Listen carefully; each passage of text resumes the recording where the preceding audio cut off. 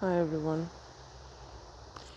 So, um, today I want to talk about. Actually, I want to speak about practicing presence, and this is something that I struggled with quite a while, quite a bit, and I'm still struggling. So it's not really because it takes time to get to that point. Now, you'll hear a lot of, you will hear a lot of gurus, teachers, whatever, to practice um, presence, and it's possible, but it's also hard to get there if you have had a traumatic past. Because if your nervous system is functioning on avoiding being in the here and now, and um, it's always somewhere else, right? Projecting in the future, or always fumigating about the past, then you're gonna have a hard time being in the here and now. It means there's healing to be done, and it means you need to uh, um, you need to work with getting in touch with yourself, and that takes time. Being that usually the nervous system reacts when danger is, let's say, it numbs out, right? Because I think we all know this. If we have been on this journey for a while, and we are dealing with the healing process, of course. So that means that the nervous system can perceive danger if it's in the here and now. So here and now, presence in the present moment can equal danger, right? And when that is the case, it means what happened in your past has um, has made your nervous system believe that each time you pay attention to the moment, it's it means you're in danger. So it's gonna literally automatically shut down, or um, just check out. I can say check out is a good word. Well, it's a good explanation. It's a good way of saying, of describing. So, and in order to heal, you have to feel what you're trying to heal, because you need to that um, the way for healing to take place is when you sit down with yourself, of course, and you are able to feel your emotions and give it compassion. It's kind of hard to give compassion when nobody taught you how to give compassion to yourself, and you have no knowledge of self-compassion, but you have knowledge about being a failure, and how to put pressure on yourself, and how to feel like you're always failing something, or not good enough, or unworthy of.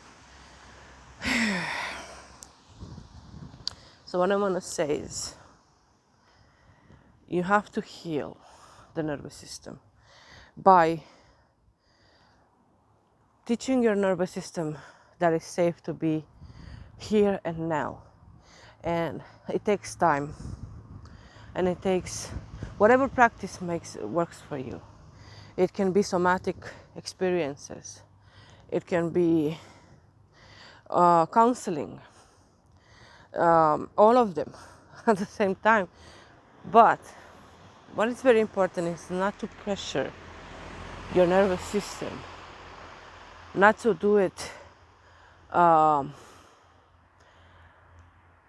so often at the beginning, so much at the beginning, that it's creating more stress, and it also leads you to disappointment, because it's a very thin line between um, that, because if you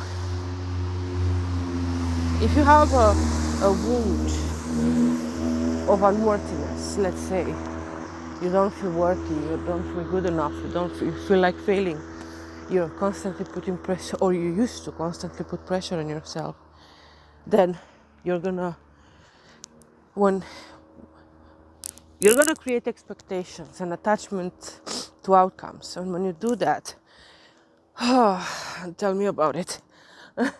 When you do that, you're up to disappointment, because you might realize that your nervous system takes much longer than you ever expected.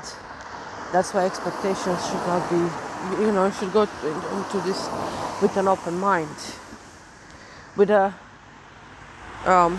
idea that you have been, I don't know how old you are, but you, for so long, you've been living under this way.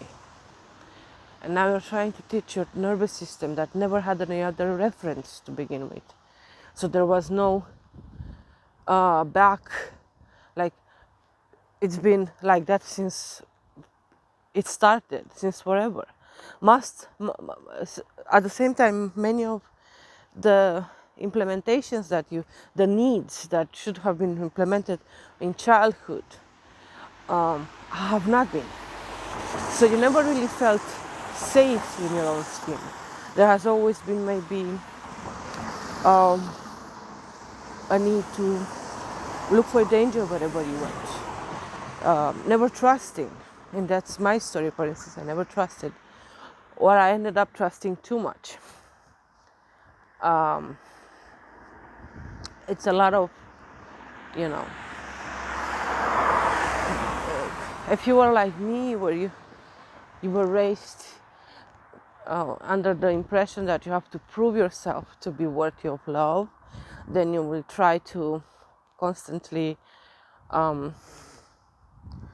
make people happy, make your mother, who has been your caregiver, that adult in the house, that's the one you most probably tried all the time to please. So it's people pleasing. You always try to please them so you can feel safe, because you knew that if they felt good, then you felt good. It was that's enmeshment as well, when someone's emotions are basically merged with yours, vice versa. So it creates emotional dependency.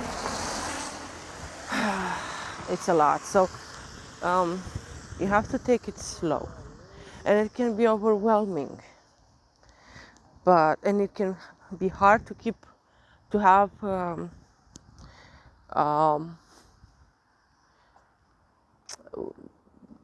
let's say, if you have never been taught what a foundation is, a clear foundation, a proper foundation, then you're being constant.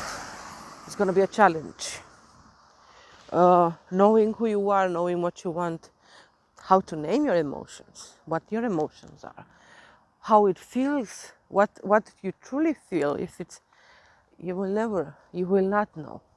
Just like I'm still working on defining many of the emotions that come up. So it's very easy to bypass all this, you know. You hear so many people, oh yeah, I've been sitting around and I felt good and I felt this and I felt that. And, oh my God. But when it comes to healing process, they never do the healing part. There's no healing process in place.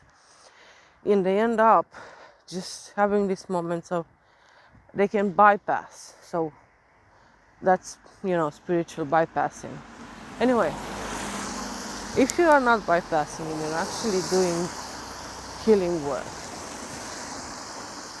please keep in mind that just because it takes longer doesn't mean you're failing or you're not doing your work right. That's another thing that is a major problem, and that is that it looks and it sounds so simple. Whenever you look around, whenever you hear about this, whoever speaks about it, because it's not much spoken about the healing process, they nowadays maybe because we identify that there is a problem not being spoken about, but then again, it's not spoken properly. It's not really spoken, and there's always some service base. So okay, you can do this, you can do that, but there's always some business at the end of the story. You know what I mean? So there's always someone asking you to apply for their healing session, or now money or energy, absolutely no question in that, but I don't believe that spirituality has to do with money. So if you genuinely want to help someone because you've been through it and you know what it takes, yes, you can make a business out of it, or you can just share your knowledge and that's it. Anyway, that's a different story, but just so you know, you can self-heal yourself, and you can also, yes, it's overwhelming at times, and you're gonna make mistakes in the process of finding the right way and what works for you.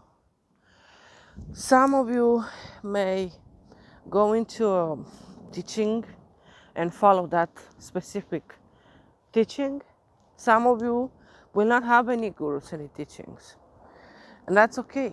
You will just follow whatever is true to you, and it can be anything, including bypassing. Hey, if it's working, it's working. What can I say? All I can say is that based on my own experience, bypassing is not possible, because to get to the real self means undressing yourself of all the conditioning and all of the things that have happened and all the beliefs that have been acquired during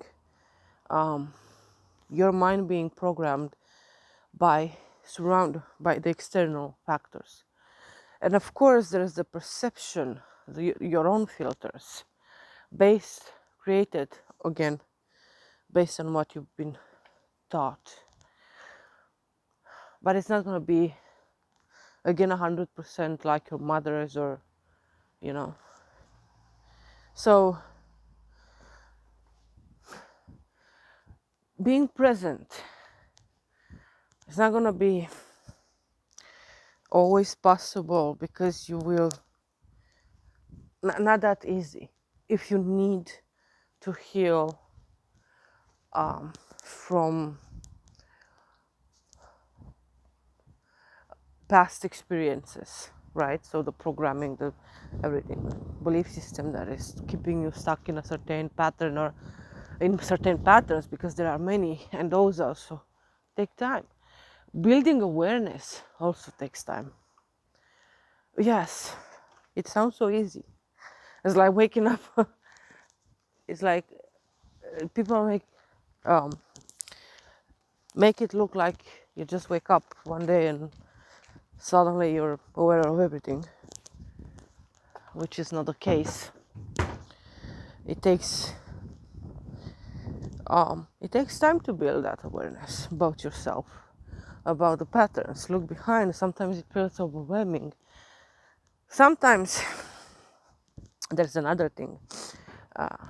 If you're not really connected to your body, then you won't know. Conceptually, you might not put any resistance. So conceptually, you may not put any resistance, but your body will, and you won't even know about it. You're so disconnected from yourself, from the body. Yourself, I'm saying yourself because everything's part of your life, this human experience, right? Even though you don't identify just with the body or with the mind, all together makes human experience possible. So you are disconnected from the emotional body so much that you cannot realize, you don't even realize you're putting up resistance. That's why healing the system, the nervous system, is so important. Going back, connecting to your own body is so important, because only then you will be able to understand properly what's going on. And I had to, otherwise you're going to realize how numb you are. You're going to realize how numb you are. Oh my God. Or when you numb out, and that's something that again you'll learn with time. So that, of course, that depends on how much you have to deal with. If it's not that much, and then you can definitely do this in months, maybe 1 year or more. And this is not okay. So the dark night of the soul could end, and you're still going through this process of building awareness, and so it don't have to be just in the dark night of the soul to be able to have this. Okay, I'm gonna make another video talking about this being disconnected from your own body, which is very important as well.